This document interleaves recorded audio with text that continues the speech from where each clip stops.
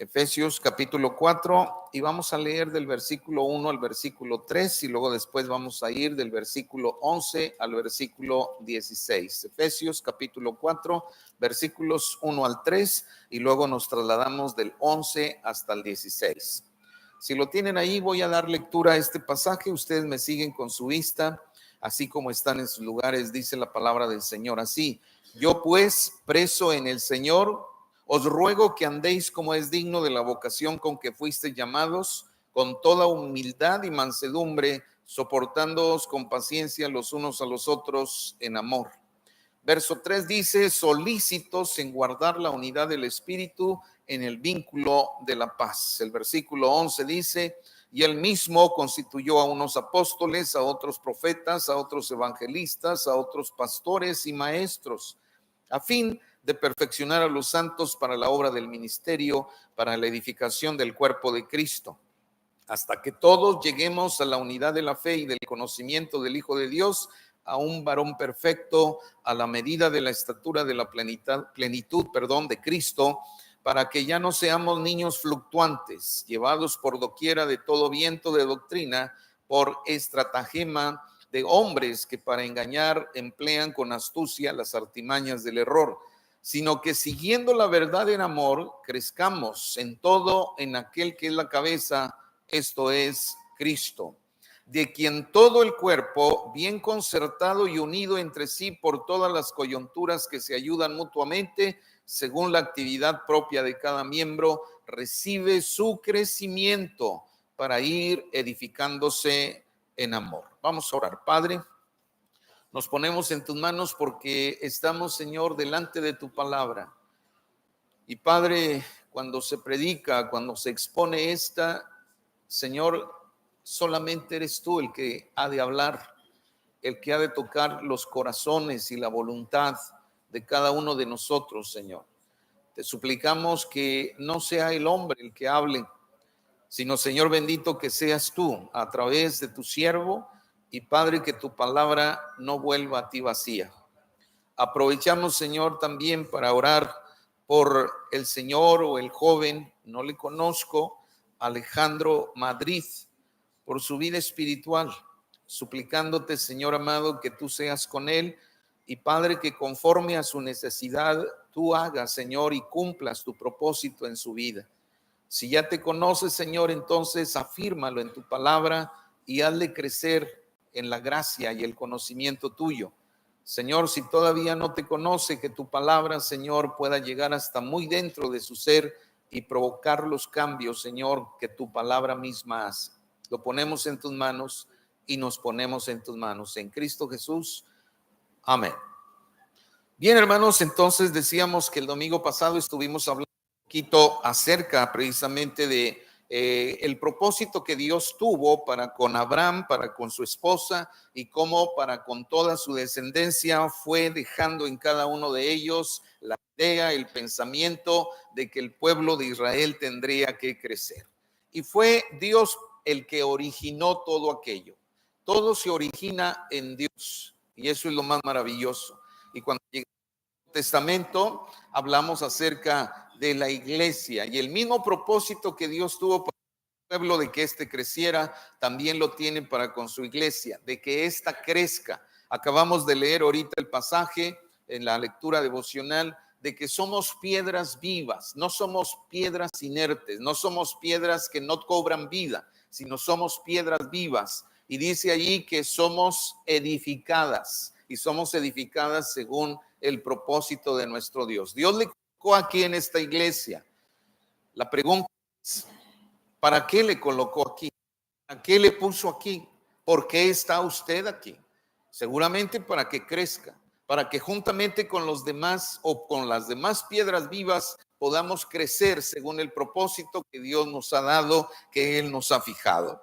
En esta ocasión, hermanos, seguimos hablando entonces sobre el crecimiento de la iglesia según el entender del apóstol Pablo respecto a este tema que debe de apasionarnos, que debe de estar presente en nuestra mente y nuestro corazón, el crecimiento de la iglesia.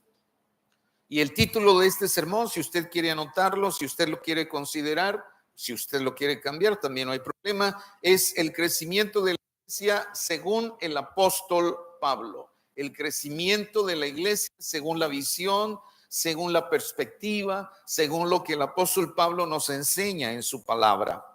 Y como podemos, hermanos, notar en la lectura que hemos hecho ahorita en este momento, ahí en Efesios capítulo 4, esta parece indicarnos que Pablo estaba, ahora sí déjenme decirlo de esta manera, demasiado interesado en que la iglesia, no solamente de Éfeso, que es a quien dirige su carta, sino toda la iglesia de Dios establecida en aquel tiempo y más allá del mismo, y nos toca a nosotros, que esa iglesia creciera a la expectativa de aquel que la había fundado, el cual es Jesucristo. El Señor Jesucristo, y de esto predicaremos la semana que viene, tenía también una visión para su iglesia, y de eso estaremos hablando el próximo domingo. En el libro de los Hechos, así como en otras cartas del apóstol San Pablo, podemos nosotros apreciar que fue él, este apóstol de la fe, le conoce, pionero y líder en el crecimiento de la iglesia. Mire, cuando nosotros vamos ahí por el capítulo 13 del libro de los Hechos, nosotros encontramos que la iglesia que estaba en Jerusalén estaba por ahí reunida, la iglesia y pensando en qué hacer, seguramente por influencia del apóstol Pablo, en relación a decirles, bueno, pues tenemos que extender nuestras estacas, tenemos que extender nuestras tiendas, tenemos que ir más allá. Y entonces se dice que escogieron allí a Pablo y a Bernabé para la obra misionera. Y así empezó Pablo su primer viaje. Y después vinieron otros dos. Pero es Pablo el que está por allí apareciendo como el indicado por la iglesia para que fuera y desarrollara esta obra misionera juntamente con Bernabé. Ahora, la cuestión es, hermanos, de que Pablo no solamente es el que comienza, sino también parece ser que es líder en este tema del crecimiento. Cuando llega a cada uno de los lugares a donde Dios le envió, él tiene un plan definido, él tiene una estrategia para seguir. Dios, por supuesto, es la fuente de todo saber del apóstol mismo y es el apoyo, es donde el apóstol Pablo está basándose y apoyándose para poder llevar adelante ese ministerio. Y encontramos entonces a Pablo de pronto sorteando a una turba, ahora sí que embravecida, tratando de matarlo con piedras y saltando él las bardas y cuantas cosas para poder ponerse a salvo. Y encontramos a Pablo en un momento dado tomado preso y metido en la celda de más adentro para que pudiera allí acallar aquella celda la predicación que él estaba haciendo. Pero nosotros vemos que gloria al Señor y gracias por ello, todo eso no fue suficiente para poder detener la predicación que vino ahora sí con mayor fuerza por aquel que en un momento dado, y vea usted esto, había tratado de detener el avance de los niños. Esto es solamente de Dios, hermanos, porque aquel que estaba puesto para detener el avance del evangelio, más tarde se convirtió en un vocero poderoso de la palabra misma de salvación. Y esto solamente lo puede hacer nuestro Dios. Pero vea cómo Dios transforma y Dios cambia el pensamiento y el obrar de las personas. Dios quiere que cambie nuestro pensamiento y nuestro obrar para gloria de Él en este tema del crecimiento de la iglesia. En el libro de los Hechos, entonces, nosotros encontramos a Pablo como el pionero y como el líder de la iglesia en cuestión del crecimiento. Y por lo tanto, digo yo que es necesario que le tomemos un poquito de tiempo en lo que Pablo está proponiendo o propone durante el escrito de cada una de sus cartas en relación a este tema. Siempre hay que seguir a aquellos que saben, siempre hay que tomar en cuenta a aquellos que nos dan alguna enseñanza con respecto a algún tema desde el punto de vista bíblico. Y entonces, hermanos, yo los invito a que esta tarde o este mediodía consideremos algunos factores que él aplicó en su momento, en el tiempo en el que Dios le permitió vivir, con respecto a este crecimiento que experimentó la iglesia del primer siglo. Y lo primero que podemos decir, hermanos, es que un factor determinante que observamos en Pablo respecto al crecimiento es que Dios es la fuente de todo crecimiento. Dios es la fuente de todo crecimiento. El domingo pasado establecimos esto, que Dios es el origen, que Dios es la fuente del crecimiento, no solamente de su pueblo amado como tal, el pueblo de raza, el pueblo de sangre, Israel, sino también de su pueblo espiritual, que es la iglesia. Dios es la fuente. Y desde ese punto de vista, usted y yo tenemos que arrancar, tenemos que avanzar. Es nuestro punto de partida. Ya lo dijimos y establecimos el domingo anterior que Dios es la fuente, es el origen del crecimiento. Y Pablo tenía esta visión. Pablo tenía este conocimiento. Pablo mira este factor como determinante en el crecimiento de la iglesia. ¿Por qué lo digo? En el pasaje que nos ocupa, Pablo dice que y él mismo constituyó. Si usted ve ahí el versículo número 11 del capítulo 4 de Efesios, dice, y él mismo constituyó a unos que, a unos apóstoles, a otros profetas, a otros evangelistas, a otros pastores y maestros, y todo ello con la finalidad, dice el versículo 12, de perfeccionar a los santos para la obra del ministerio. Ahora, y pregunto, ¿dónde están los santos? ¿Dónde están los santos? ¿Dónde están los santos? Ah, ya despertaron los santos. Yo pensé que me iban a decir, aquí por la Juárez se va derecho y más o menos ahí a 3 cuadras se encuentra algunos 2, 3. ¿Está usted seguro que los santos estamos aquí? Y están aquí, están allí cruzando el Boulevard Constitución, más adelante hay una iglesia, Betel, y ahí hay otros santos, y hay santos esparcidos por muchas partes y congregados en muchos templos a esta hora. Pero esos santos conforman ¿qué cosa? La iglesia de Dios. Y los que estamos aquí formamos la primera iglesia bautista de Torreón. Y los que estén allá cruzando las vías son y constituyen la iglesia bautista Emanuel. Y cada santo allí agrupado, reunido en el lugar donde Dios le ha puesto, es parte de la iglesia. Amén. Así que si estamos los santos de la PIB aquí. Ah, qué bien. Eso ya me alegró. Pero entonces Pablo está hablando y está diciendo que Jesús, que Cristo, que Dios mismo constituyó ¿qué cosa? A unos una cosa, a otros otra y a otros más en otro ministerio, otro don. ¿Para qué? Para perfeccionarnos a nosotros mismos. Pablo empieza hablando de la unidad en el capítulo 4 de Éfeso, de la carta que dirige a Éfeso, a la iglesia de Éfeso. Es importante señalar, hermanos, que los primeros 3 capítulos de la carta que estamos leyendo están dirigidos a lo que viene a ser la cuestión doctrinal. Usted lee el capítulo 2 y nos habla acerca de la salvación por gracia, ¿sí o no? El apóstol Pablo aborda temas doctrinales desde el capítulo 1 hasta el capítulo 3, pero a partir del capítulo 4 y hasta el capítulo 6 son temas prácticos. Y esto nos hace pensar en lo siguiente, hermanos.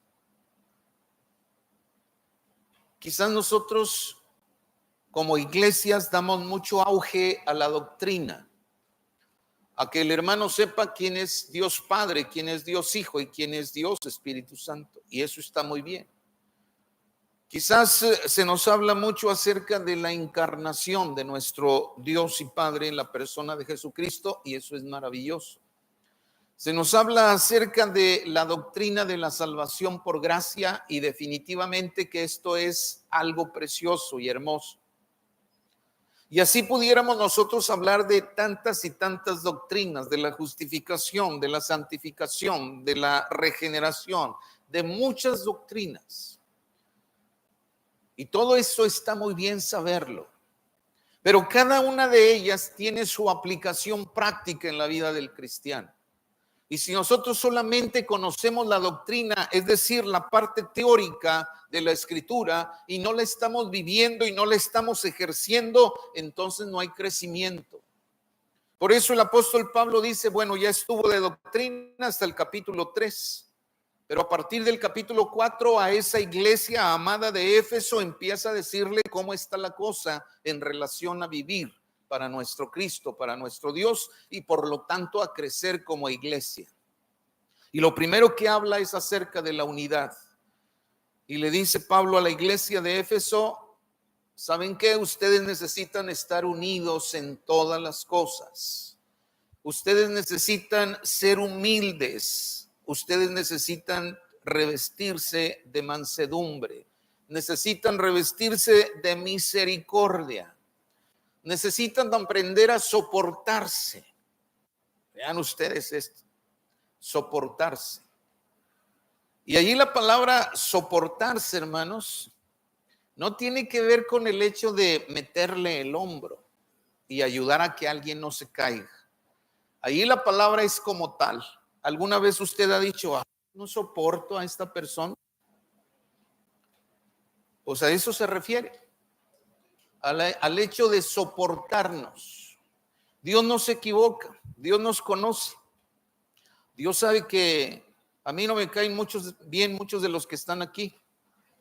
Ni yo le caigo bien a muchos de los que están aquí. Pues eso lo sabe el Señor, ¿sí o no? No se crean, hermanos, me caen bien. Pero la cuestión está, no, lo digo con todo el corazón, me caen muy bien. Pero la cosa es que Dios habla y dice, yo conozco el corazón de las personas. Y de pronto sucede eso, porque habemos unos insoportables, ¿o no? No podemos negarlo. Hay unos que somos insoportables. Por eso Pablo escribía, guiado por el Espíritu Santo, y dice ahí, soportándoos, ¿con qué? Con paciencia. Vea usted lo que dice. Con paciencia. Porque es a través de la paciencia que podemos soportar a los insoportables. No se puede de otra. Tenemos que decirle, Señor, dame paciencia. Enséñame a ser paciente. Porque si no tengo paciencia, lo ahorco o la ahorco. Así. O me ahorcan. Sí, hermanos. Tenemos que ser sinceros. Miren, la palabra de Dios no busca elegancia. No busca retórica. Tiene que ser presentada como tal. Si no, entonces no causa efecto. Y dice ahí, soportándoos con paciencia los unos a los otros. Y luego dice eso, en amor. Añádale a la paciencia el amor y ese insoportable o esa insoportable, no hombre, va a ser un dulce de menta, ¿verdad? Va a ser una dulzura esa persona, pero no tengamos esa disposición y se va a tornar en nuestra migraña, en nuestro dolor de cabeza, en nuestro dolor de estómago, gastritis, colitis y cuantas cosas usted quiera añadirle. Pero es eso. Pablo dice unidad ante todo.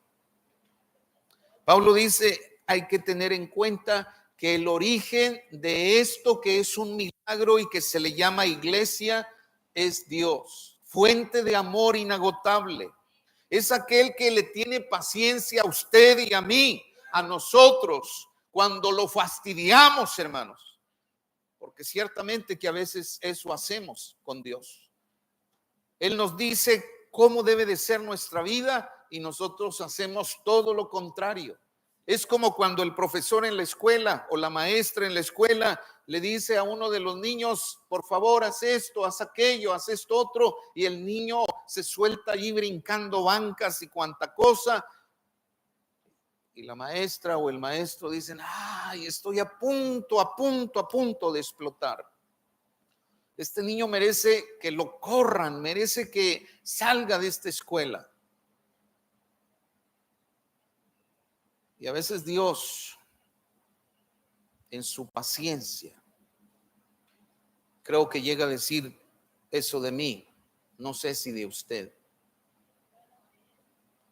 Ay, ya, pero es por el amor que le tengo y es por el sacrificio de Jesucristo en la cruz del Calvario, que soy paciente, longánime en mi misericordia para con él. Fuente de amor inagotable es nuestro Dios. Él constituyó entonces, dice además, en él mismo se hacen todas las cosas en amor. En Cristo todo lo puedo porque él me fortalece, dice el apóstol Pablo. Así que Jesús, Cristo, Dios es la fuente, es el origen de su iglesia.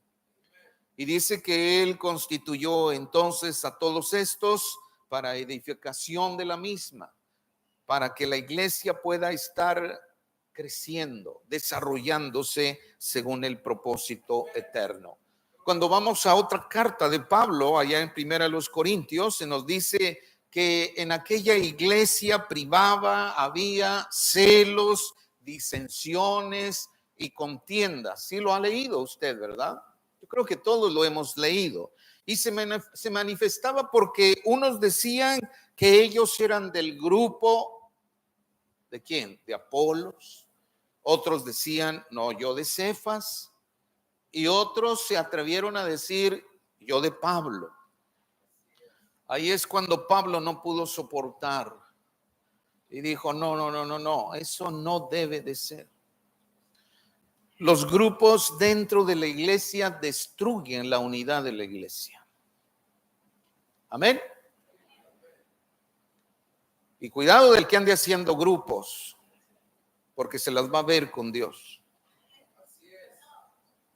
Cuidado del que en un momento dado está levantándose en contra de tal o cuales hermanos, porque esos son hijos de Dios y se la van a ver con el papá de ellos.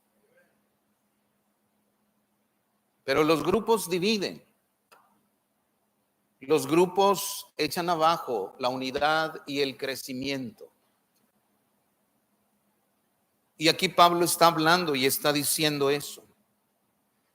Que aquello que imperaba en la iglesia, iba a decir en la primera iglesia de Corintio, no, en la única iglesia de Corinto, eran los celos, eran las disensiones, eran los pleitos. Y que todo aquello simple y sencillamente no estaba bien. Y por eso Pablo habla y dice, ¿quién es Pablo? Se metieron con él y tenía que responder, como todo buen predicador. ¿Quién es Pablo? ¿Y quién es Apolos? ¿Y quién es Cefas? ¿Acaso son mayores que Cristo? ¿Acaso Pablo fue crucificado? ¿O lo hizo Apolos? ¿O lo hizo Cefas? No. Ustedes son de Cristo. Y no de ningún otro. Quien dio origen a la iglesia es Cristo. El fundamento, la piedra angular, la piedra que los edificadores desecharon, ha venido a ser ¿qué?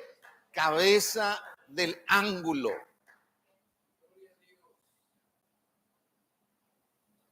Y a veces nosotros, hermanos, desechamos aquello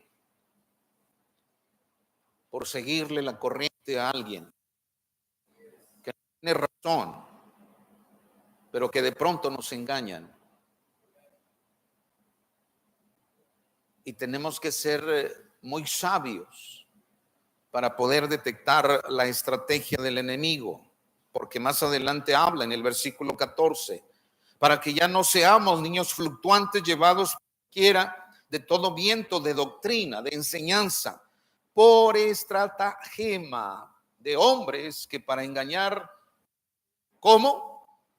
Con astucia, las artimañas del error. Aguas. Aguas porque yo los puedo engañar, pero ay de mí. Aguas porque alguno de ustedes puede engañar a otros, pero ay de él o de ella. Cuidado porque esto es la iglesia de Dios, del Dios vivo. Esta iglesia no le pertenece a nadie, sino solamente a nuestro Dios. Y eso es un compromiso y una responsabilidad grande de usted y de mí para con ese Dios que nos habla y nos dice que debemos de ir creciendo. Pablo sigue diciendo en aquel pasaje: yo planté, Apolo regó, pero ¿qué cosa? Pero el crecimiento ¿de quién es? De Dios. El crecimiento es de Dios. Por eso Él es fuente y origen de la iglesia, de su sostén, tanto como de su desarrollo, hermanos. A lo mejor usted está dentro de aquellos que siembran, bendecido sea en el nombre del Señor.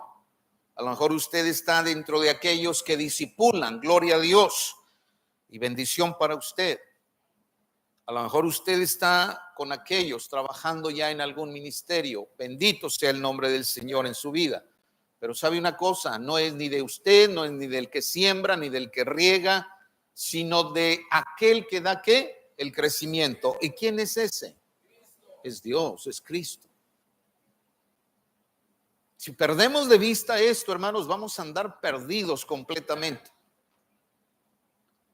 Vamos a tener una brújula que está influenciada por un campo magnético y se vuelve loca la aguja.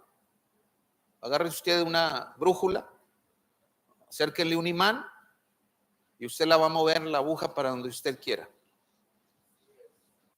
A veces en la iglesia así estamos. ¿Sabe por qué? Porque la brújula está aquí, es esta. Pero llego yo con una intención perversa y soy como el imán, queriendo dirigir la aguja donde yo quiera, mis intenciones, y eso no se vale. Porque no es mi iglesia, ni es su iglesia. ¿Es la iglesia de quién? Del Señor, es la iglesia de Cristo. ¿Estamos con eso? Así que este factor el apóstol Pablo lo considera muy, pero muy importante. Tenemos entonces en ese pasaje de Corintios lo que el hombre puede y lo que no puede ¿qué? Hacer. Si puede sembrar la semilla, si puede abonar la tierra, si puede fertilizarla, si puede regar aquello, pero el crecimiento solamente ¿quién lo da? Lo da Cristo Jesús. Así de sencillo, no hay más, no hay más. Es el Señor el que hace fructificar, es el Señor el que hace todas las cosas.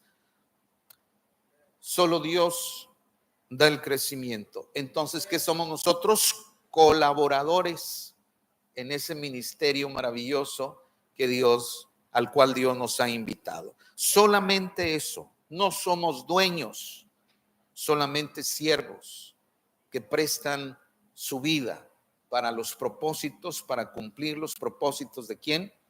De Dios. Amén. ¿Es usted colaborador? Amén. Segundo, una cosa más que Pablo considera por demás importante en el crecimiento de la iglesia es que los ministerios se desarrollan según los dones que Dios nos da y no según las capacidades humanas. Óigalo bien.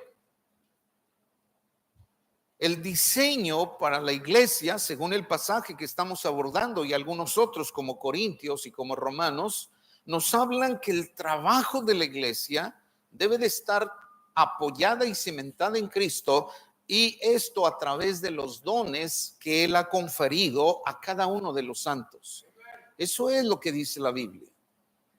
Que lo hagamos de otra manera o que lo estemos haciendo las iglesias del siglo XXI de otra forma, eso es cuestión nuestra, pero no es bíblico, no es de Dios.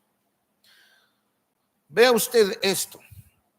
Allí en el versículo 11 y el versículo 12 del capítulo 4 que estamos considerando, dice así: y él mismo constituyó a unos apóstoles, a otros profetas, a otros evangelistas, a otros pastores y maestros, a fin de perfeccionar a los santos para la obra del ministerio, para la edificación ¿de qué? ¿Cuál es el cuerpo de Cristo? Pues nosotros, su iglesia. Así es. El pastor no está aquí para hablar de él. El pastor que viene y ocupa este lugar santo para hablar acerca de sí mismo pierde el tiempo.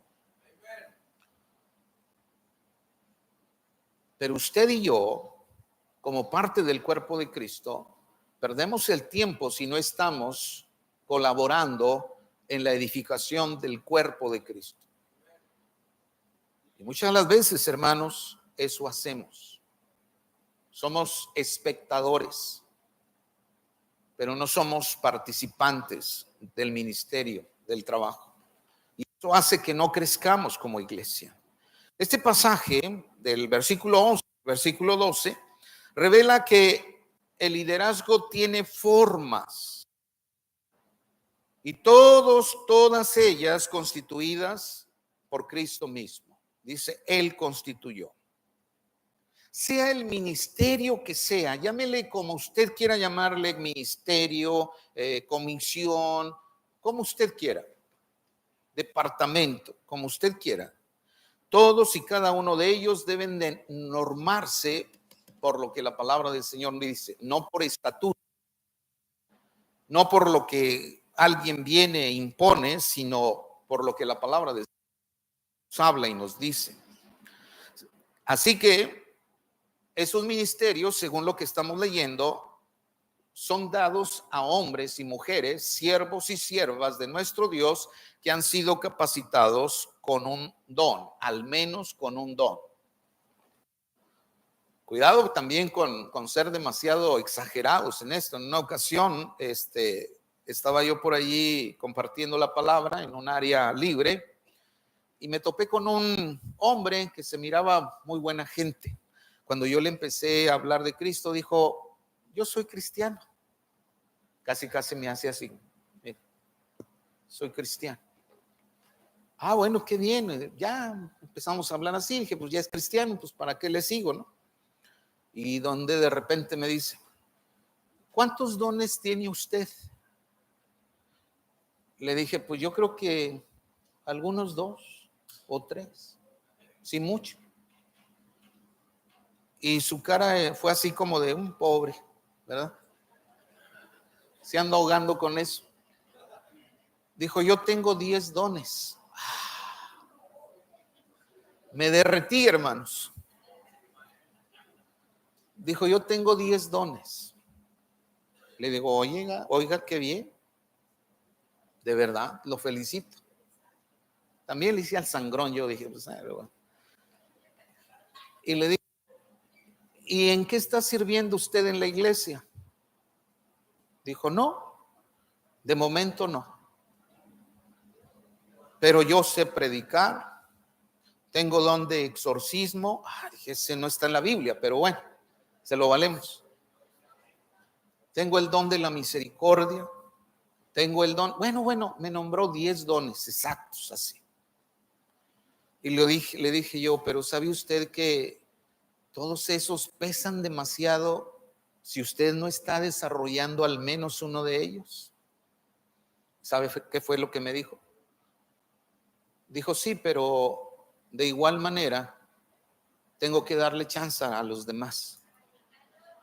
Porque si no, entonces todo lo voy a hacer yo. Dije, no, este hombre está totalmente out, fuera de lo que la palabra del Señor dice. No, los dones no son dados para presumirlos, hermanos. De verdad, no. ¿Son dados para qué? Para servir.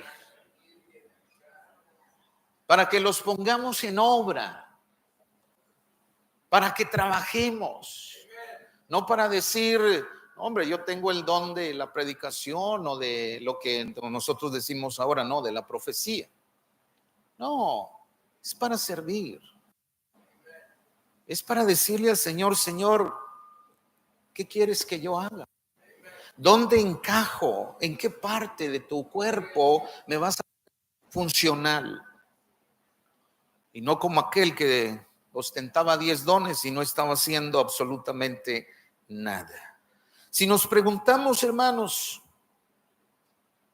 humanamente, entre los discípulos de Jesús, entre los apóstoles, bueno, primeramente discípulos que él escogió, por ejemplo, siendo esto, hablando acerca de los dones y no de las capacidades humanas, pero si pensáramos humanamente, ¿quién de los 12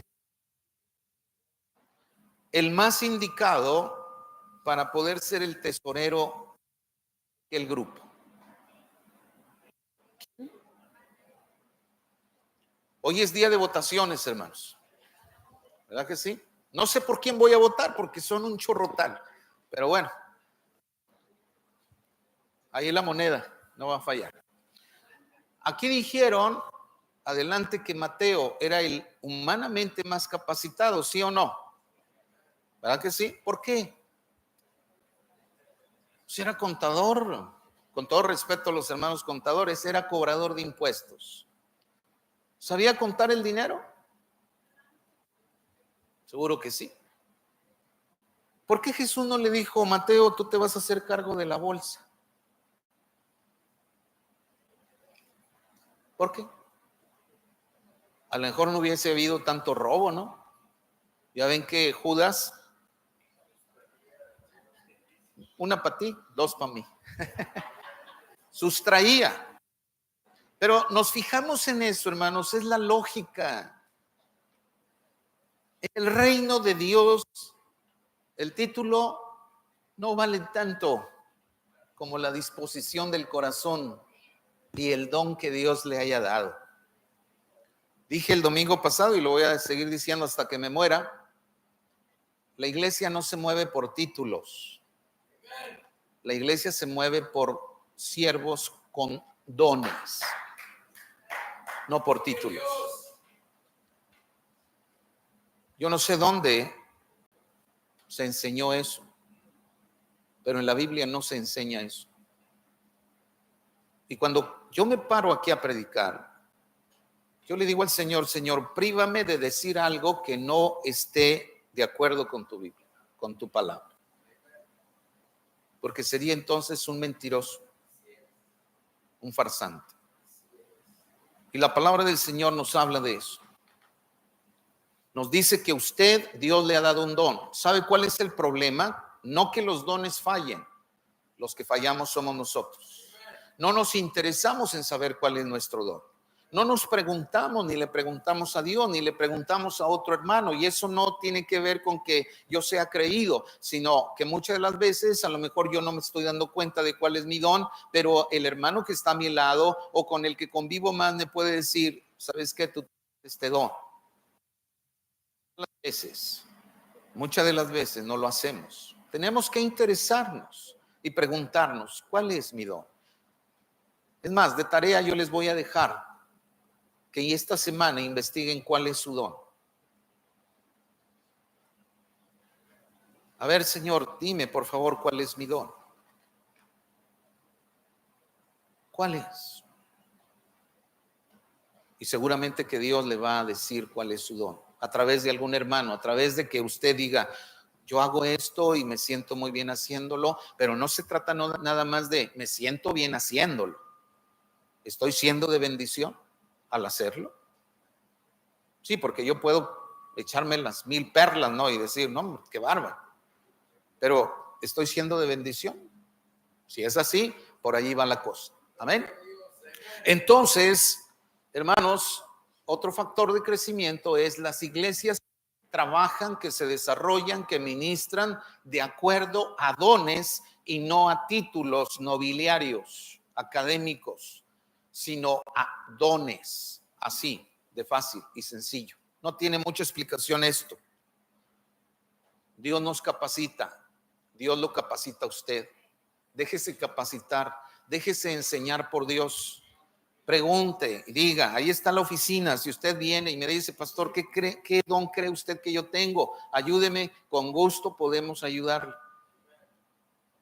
Nada más que no se me vaya a hacer la filota ahorita, hermanos, porque tengo que asistir a un lío y quiero estar allí. Muy bien. Tercero, algo más que Pablo pondera en su visión de una iglesia creciente era aquella que tenía una estructura funcional. Estructura funcional.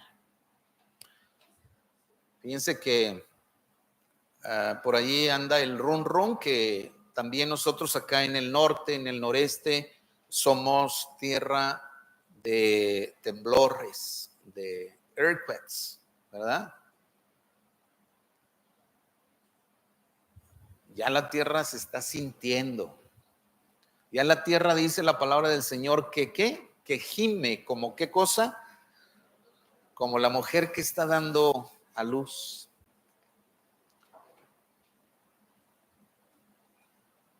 Yo espero en el Señor que este edificio hermoso, que no es la iglesia, que es el templo, esté pero bien, bien, bien construido. Que tenga unos cimientos de 1 kilómetro de profundidad. Pero si no es así y el Señor quiere llevarnos, ¿amén o no? No todos dijeron amén, pero con los que dijeron basta. Pero fíjense, hermanos, que la cuestión está aquí en que la estructura le da sostén, le da firmeza, le da capacidad, ¿verdad que sí? Al edificio, hablando en términos físicos. La iglesia del Nuevo Testamento, la iglesia cristiana, tiene una estructura funcional o debe de tener una estructura funcional basada en la palabra del Señor. Necesitamos preguntarnos si nos queremos parecer a la iglesia primitiva, queremos parecer a cualquier otra iglesia fuera de la Biblia. Tenemos que ser bien sinceros y honestos para decir si tenemos una estructura funcional o no la tenemos. Tenemos que analizarnos. Hablar de la estructura de la iglesia, hermanos, es referirse a la organización que guarda entre sí. Las relaciones que tenemos en un momento dado. Y el apóstol Pablo, de quien estamos hablando, presenta a la iglesia como un cuerpo. Vea usted lo que dice ahí en el versículo número 16, desde el 15. Sino que siguiendo la verdad en amor, crezcamos en todo en aquel que es, ¿qué cosa? La cabeza. Esto es Cristo. De quien que todo el cuerpo, vean cómo lo pone ahí, bien concertado y unido entre sí por todas las coyunturas que se ayudan, actividad propia de cada miembro, recibe su crecimiento para ir edificándose, ¿qué? Qué hermoso, ¿no?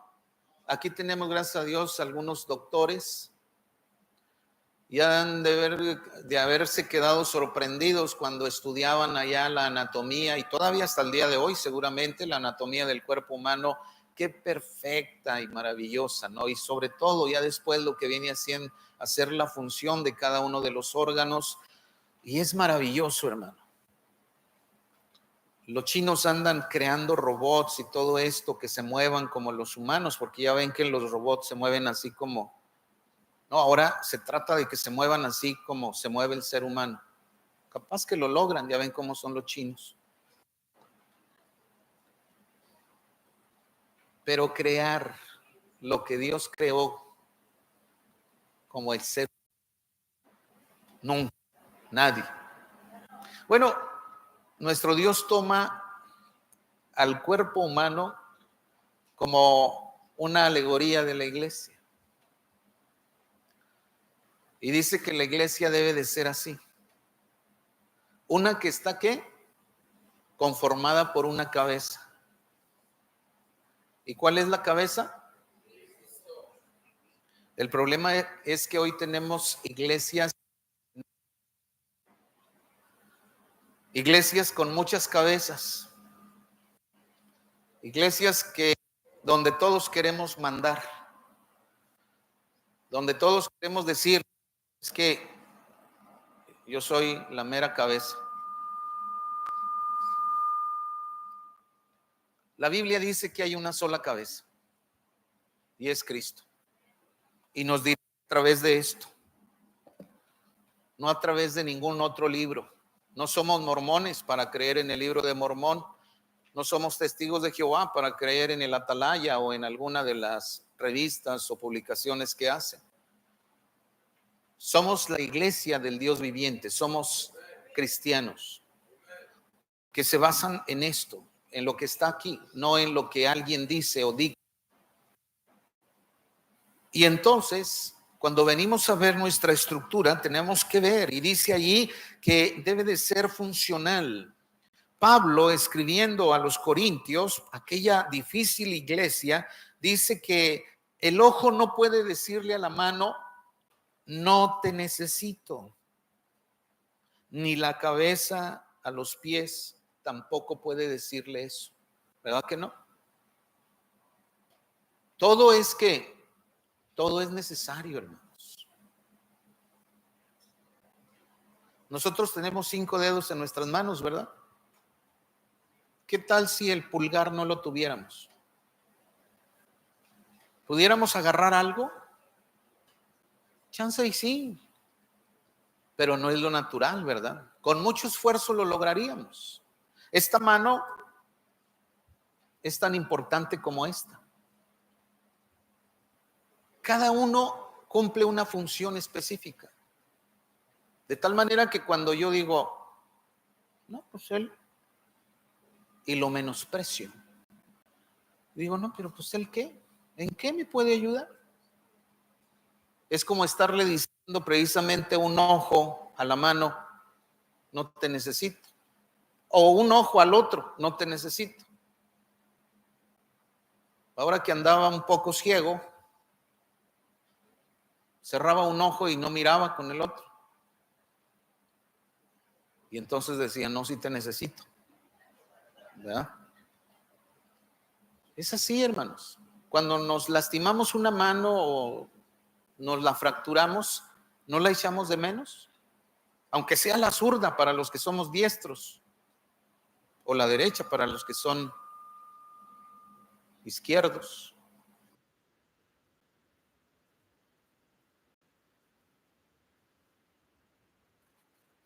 ¿Por qué entonces en la iglesia decimos, no, él no, o ella no, él sí, o ella sí?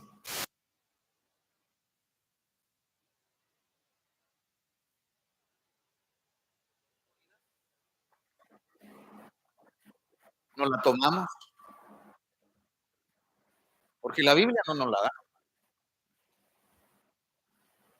Dice ahí que todos los miembros del cuerpo que son esenciales, son importantes.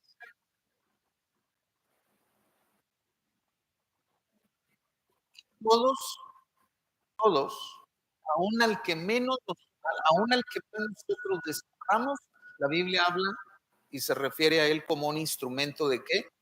De honra. Entonces yo ando diciendo, no, usted no, nada más los que yo quiero, mi círculo, pues vaya a hacer círculos a otro lado. La iglesia,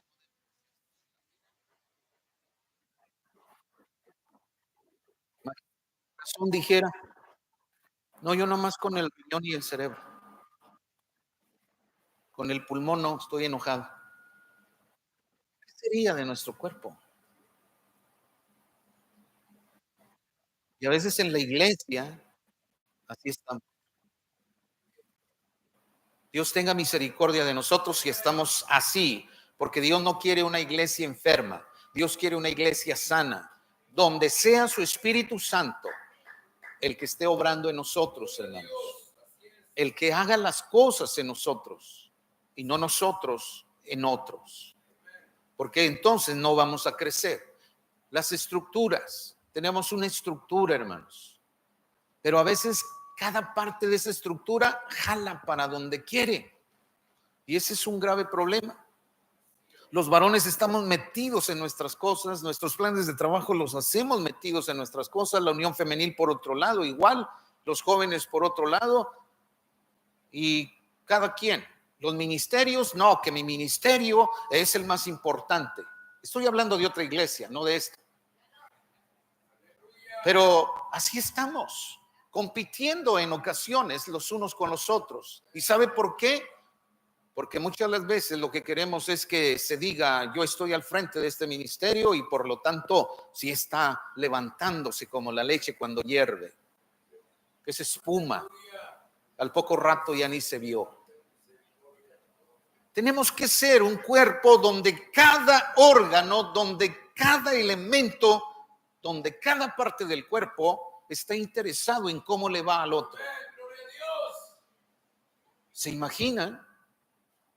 Pensando en que nuestros cuerpos tuviesen órganos que hablaran así como tipo cartoons y que el cerebro dijera, a mí lo único que me interesa es mantenerme aquí y hacer mi función.